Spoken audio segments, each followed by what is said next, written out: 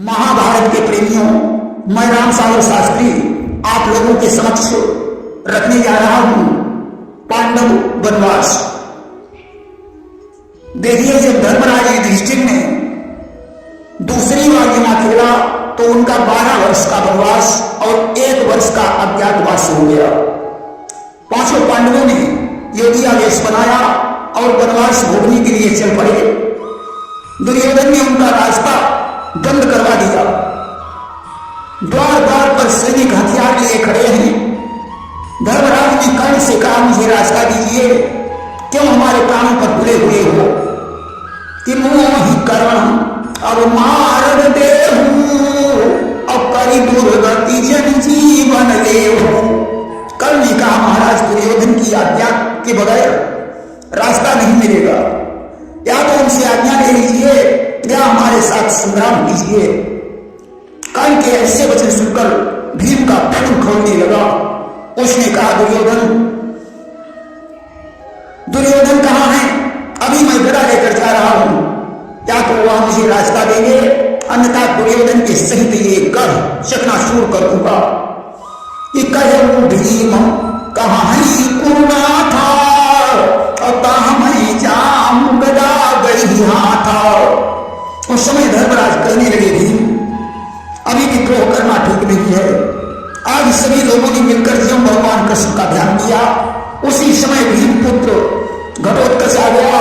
धर्मराज ने कहा, बेटा इस मुसीबत से पार करो। घटोत्कच ने माया बल से भयंकर आंधी चला दी, चारों तरफ अंधकार हो गया।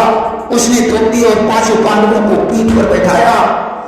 विदुर जी वहां उपस्थित थे। धर्मराज ने विदुर से कहा, चाचा जी आप हमारे लिए पिता के समान हैं, हमारी माता कुंती का ख्याल रखना। विदुर ने कहा, जाओ पुत्रों, भगवान तुम्हारा भला करे। मेरे होते हुए कुंती को कोई कष्ट नहीं होगा। घटोत्कच भी काम में वन में छोड़कर चला गया। पांडव काम में वन में जाकर ठहर गए। उसी वन में प्रकाशुर का भाई किरमीर रहता था। मनुष्य की गंध लगने पर किरमीर वहां पहुंचा। उसने धर्मराज से पूछा, आप कौन हैं और इस वन में क्या कर रहे हैं? धर्मराज ने कहा, मेरा नाम युधिष्ठिर है। भीम, अर्जुन, नकुल, सहदेव ये चारों हमारे भाई हैं। उसने कहा, तुम्हारे साथी स्त्री कौन है? धर्मराज ने कहा, ये हमारी पटरानी द्रौपदी है। हमने दुर्योधन के साथ जुआ खेला, जिससे 12 वर्ष का वनवास हो गया, इसलिए इस वन में रहने के लिए आए हैं। किया द्रौपदी आही पटरानी अवारे राज लिए बनयानी। किरमीर ने हंसकर कहा, विधाता ने बहुत अच्छा सहयोग मिलाया। मैं तो भीम को ही ढूंढ रहा था, आज वह स्वयं मिल गया।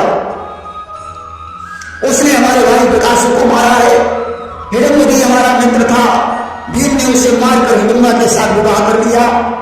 आज मैं भी भीम का खून पीऊंगा, तब हमारा हृदय संतुष्ट होगा। करम भीम कर पाना, तब संतुष्ट होनी मम प्राणा। भीम ने कहा, पापियों को मारना बुरा नहीं होता। अगर तुम हिडिंबा को अपना भाई मानते हो और उसकी बहन हिडिंबा हमारी पत्नी है, इस नाते से तुम हमारे साले हुए, फिर भला खून पीने की बात क्यों कर रहे हो? तुम्हें तो बहनोई होने के कारण हमारा स्वागत सम्मान करना चाहिए। किरमीर ने कहा, ठहरो, अभी मैं तुम्हारा स्वागत कर रहा हूं। आज उसने भयंकर गर्जना करके भीम की तरफ प्रस्थान कर दिया। भीमसेन ने एक वृक्ष उखाड़ा और किरमीर के ऊपर पटक दिया। अब तो किरमीर क्रोधित हो गया। उसने एक पर्वत उखाड़ कर भीमसेन के ऊपर फेंक दिया। भीम ने गदा से पर्वत को चकनाचूर कर दिया। दोनों में मल्लयुद्ध होने लगा। भीमसेन ने केस पकड़कर उसे जमीन पर पटक दिया। कि बहु भीम पकड़े सिर मारा, अक्रोध बंदव ही अवधि पसारा। अब तो पटकते ही उसका कलेजा फट गया, किरमीर का प्राण हो गया।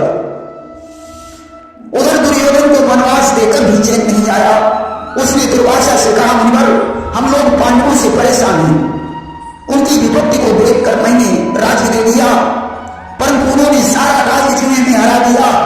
इन दिनों वे जंगल में निवास कर रहे हैं, जब लौट कर आएंगे तो पता नहीं कौन सा नाटक बनाकर लाएंगे। अब कौशुनी का नाम सुनकर दुर्वासा को क्रोध आ गया। उन्होंने कहा जुआ खेलना तो धर्म के विरुद्ध है, यह कैसा धर्मराज है। आज मैं जाकर 60,000 शिष्यों के सहित उसकी परीक्षा लूंगा, उससे कहूंगा या तो हमें 60,000 शिष्यों सहित भोजन करवाओ, अन्यथा श्राप के भागीदार बनो। आज शिष्यों को साथ दिया और जंगल में धर्मराज के पास पहुंच गए। उन्होंने धर्मराज से कहा, हमारे 60,000 शिष्य भूखे हैं, इनके भोजन का प्रबंध करो, अन्यथा हमारे क्रोध को सारा संसार जानता है कि लोग विदित इतिहास अजानत सब क्रोधी दुर्वासा। देखिए, इससे पहले धर्मराज के पास कुछ भूखे ब्राह्मण आए थे। उस समय द्रौपदी ने भगवान सूर्य का ध्यान किया। भगवान सूर्य ने द्रौपदी को एक अच्छे पात्र प्रदान किया जिसमें सुबह से शाम तक भोजन उपलब्ध रहता था। शाम को जब बालों से मांझ कर वह पात्र रख दिया जाता था तो उसका प्रभाव नष्ट हो जाता था। यहां तक कि लाखों नहीं करोड़ों लोगों को भोजन कराने पर भी पात्र का भोजन समाप्त नहीं होता था। धर्मराज को उसी पात्र का सहारा था। उन्होंने जाकर द्रौपदी से कहा, द्रौपदी अच्छे पात्र उठाओ, महर्षि दुर्वासा शिष्य सहित भोजन मांग रहे हैं।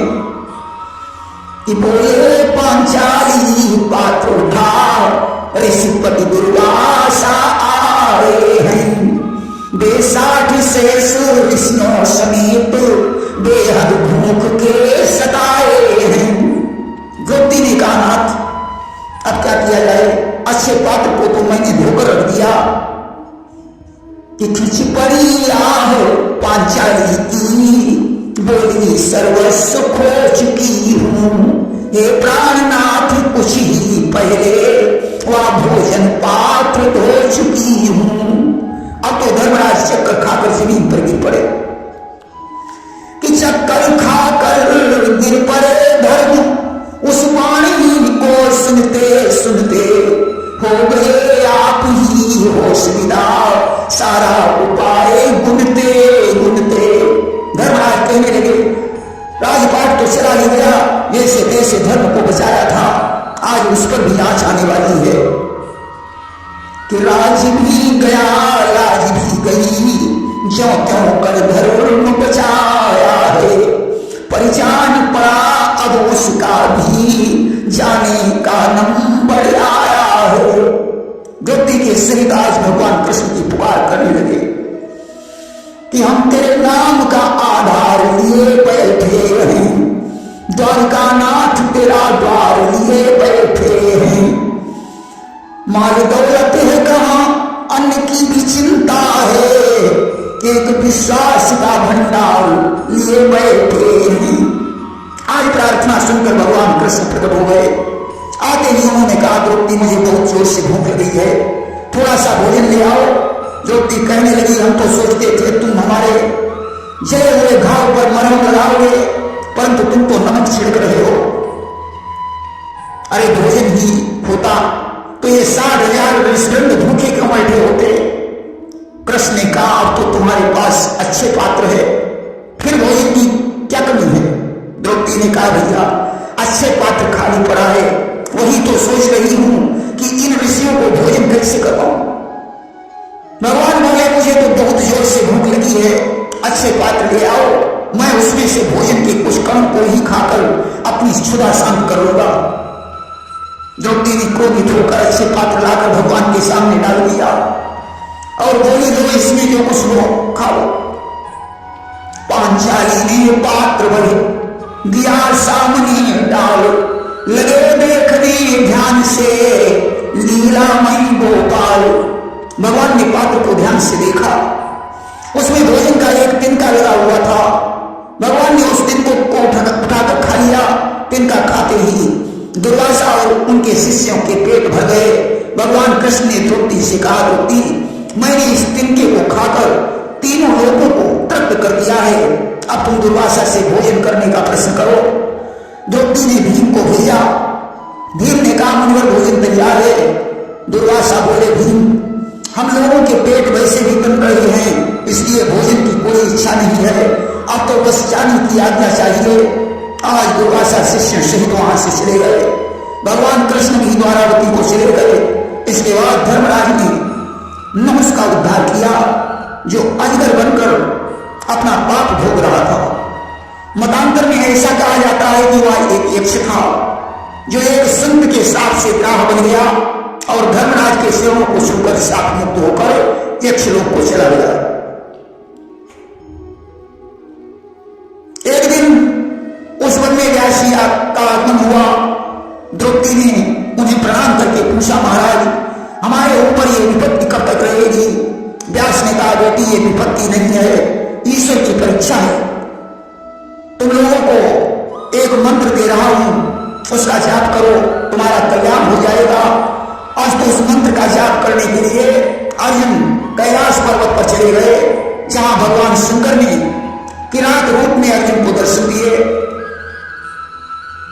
और प्रकट होकर अर्जुन को पाशुपत अस्त्र प्रदान किया।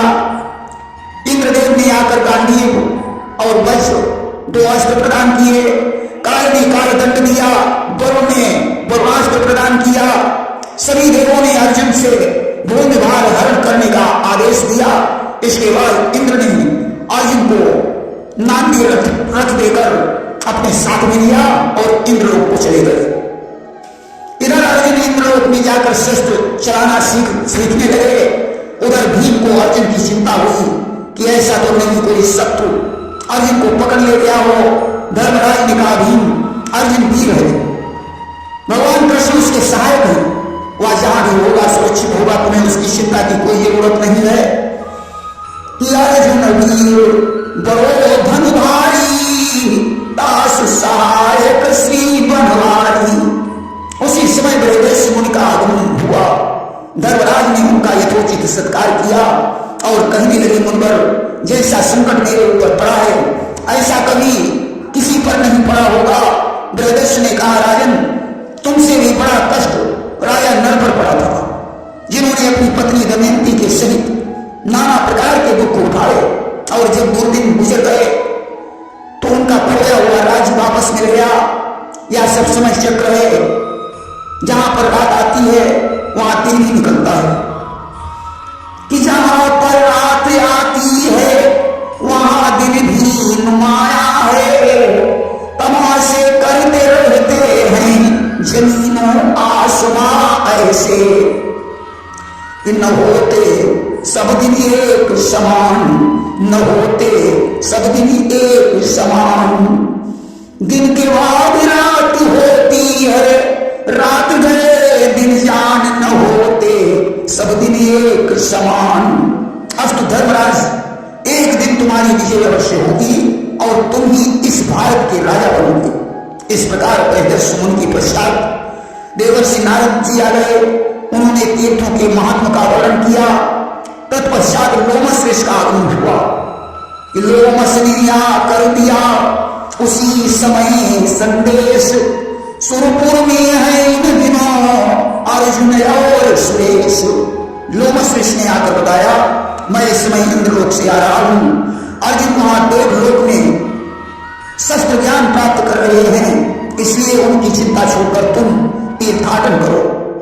अष्टधाम पुरोहित के सहित तीर्थाटन करते हुए धर्मराज बद्रिका धाम में पहुंचे, जहां बिंदु सरोवर में स्नान करते समय द्रौपदी ने गंधराज का फूल देखा। उसने भीम से कहा, ऐसे 101 फूल लाकर मुझे दीजिए, इन फूलों से मैं नटनागर कृष्ण का श्रृंगार करूंगी। भीम कुबेर के बगीचे में पहुंचे, जहां हनुमान जी से उनका राम और श्याम को लेकर विवाद हुआ। हनुमान ने भीम से अपनी पूंछ उठाने को कहा, भीम पूंछ को हिला नहीं पाए। तब भीम समझ गए ये महावीर हनुमान है, चरणों पर गिर पड़े। हनुमान ने भीम से वरदान मांगने को कहा। भीम बोले, जब हम कौरवों से युद्ध करें तो हमारी सहायता करना। हनुमान ने कहा, मैं अर्जुन के रथ पर ध्वजा लेकर बैठा रहूंगा और अस्त्र शस्त्रों के प्रभाव को सहन करूंगा। आप जाओ, जितनी इच्छा हो उतने फूल तोड़ लो। इधर भीम जब नहीं लौटे तो धर्मराज को उनकी चिंता हो गई कि कहीं गंधमादन बनने भीम से कोई झगड़ा तो नहीं हो गया। उन्होंने घटोत्कच का ध्यान किया। घटोत्कच आ गया। धर्मराज ने कहा, पुत्र, हम सब लोगों को पीठ पर बैठाकर भीम के पास ले चलो। घटोत्कच ने वैसा ही किया। भीम ने धर्मराज को देखकर कहा, भैया आप क्यों आ गए? धर्मराज ने कहा, तुम्हारे साथ कोई सहायक नहीं था, इसलिए मुझे चिंता हो रही थी। आज घटोत्कच को विदा करके पांडव वहीं ठहर गए। एक दिन की बात है, भीमसेन शिकार खेलने चले गए। तब तक जरा नाम का दैत्य आ गया। वह तीनों पांडवों को पीठ पर लाद कर गुफा में ले जाने लगा। धर्मराज ऊंचे स्वर में भीम को पुकारने लगे, अवारतनाद भीम सुनि पायो और लई कर गदा प्रकोदर धायो। भीम ने ज्यों आवाज सुनी, गदा लेकर दैत्य का पीछा किया। उसने पांडवों को छोड़ दिया और एक वृक्ष उखाड़ कर भीम पर चलाया। भीम ने अपनी गदा से वृक्ष को तोड़ दिया। दोनों में मल्ल युद्ध होने लगा। भीम ने उसकी छाती पर एक घूंसा मारा, जरा का प्राणांत हो गया। भीम ने गंधमादन पर्वत पर रहने वाले तमाम राक्षसों को मार डाला। कुबेर भीम से युद्ध करने आया। धर्मराज ने कुबेर को समझा बुझाकर वापस कर दिया। इस प्रकार कुछ दिन वहां व्यतीत करके पांडव बद्रिकाश्रम को लौट आए। उधर अर्जुन ने देवताओं के शत्रुओं का विनाश किया। पिजासो देव युद्ध मारा असो सब मारे पांडु कुमारा। जिनसे देवता युद्ध में हार चुके थे उन्हें अर्जुन ने समाप्त कर दिया। इंद्र ने प्रसन्न होकर इन्हें किरीटी अस्त्र प्रदान किया। एक दिन इंद्रलोक में नृत्य करते समय उर्वशी अप्सरा अर्जुन पर मोहित हो गई। अर्धरात्रि के समय काम भाव से वह अर्जुन के पास पहुंची। उसने अर्जुन से कहा कि हृदय समान रूप तुम्हारा और काम व्यथा तन जड़त हमारा। अर्जुन ने कहा, इंद्र हमारे पिता हैं, इसलिए तुम मेरी माता के समान हो। उर्वशी ने अर्जुन को नपुंसक होने का साथ दे दिया। प्रातःकाल अर्जुन ने इंद्र को उर्वशी के साथ देने की बात कही। इंद्र ने उर्वशी को बुलाकर फटकारा। उर्वशी ने क्षमा मांगी और बोली, अर्जुन ने मुझे माता कहकर संबोधित किया है, इसलिए हमारा श्राप भी उसके लिए वरदान सिद्ध होगा। 13वां वर्ष समाप्त होने के बाद इनका प्रसाद वापस आ जाएगा। इंद्रलोक में रहते हुए अर्जुन को 5 वर्ष व्यतीत हो चुके थे। इंद्र ने कुंडल और कवच प्रदान करके अर्जुन को मृत्युलोक भेज दिया। अर्जुन धर्मराज के पास पहुंचे। धर्मराज बहुत प्रसन्न हुए। इधर दुर्योधन को पता चला कि पांडवगण इस समय काम्यवन में ठहरे हुए हैं। उसने कर्ण दुशासन आदि को लेकर काम्यवन को प्रस्थान कर दिया। जहां सरोवर में चित्ररथ गंधर्व अपनी पत्नी से विजय विहार कर रहा था। दुर्योधन को वहां देखकर वह क्रोधित हुआ और बांधकर गंधर्व लोक ले जाने लगा। धर्मराज के कहने पर अर्जुन उसे छुड़ा लाए। उसने अर्जुन से वरदान मांगने को कहा। अर्जुन बोले, समय आने पर मांगूंगा। दुर्योधन हस्तिनापुर लौट आया। एक दिन की बात है, द्रौपदी सरोवर में स्नान करने गई। उसे अकेला देखकर जयद्रथ ने उसका हरण कर लिया कि देखी अकेली द्रौपदी रानी और लई हर के भाग्यो अज्ञानी। उसी समय अर्जुन वहां पहुंच गए। साथ में भीम भी थे। अर्जुन ने बाण मारकर उसे आहत कर दिया। भीम ने केस पकड़कर उसे जमीन पर गिरा दिया और बांधकर धर्मराज के पास ले आए। धर्मराज ने उसे समझा बुझाया। अपनी गलती की माफी मांगकर जयद्रथ वहां से चला गया। इस तरीके से पांडवों के वनवास के 12 वर्ष व्यतीत हो गए। प्रेम से वृंदावन बिहारी लाल की जय।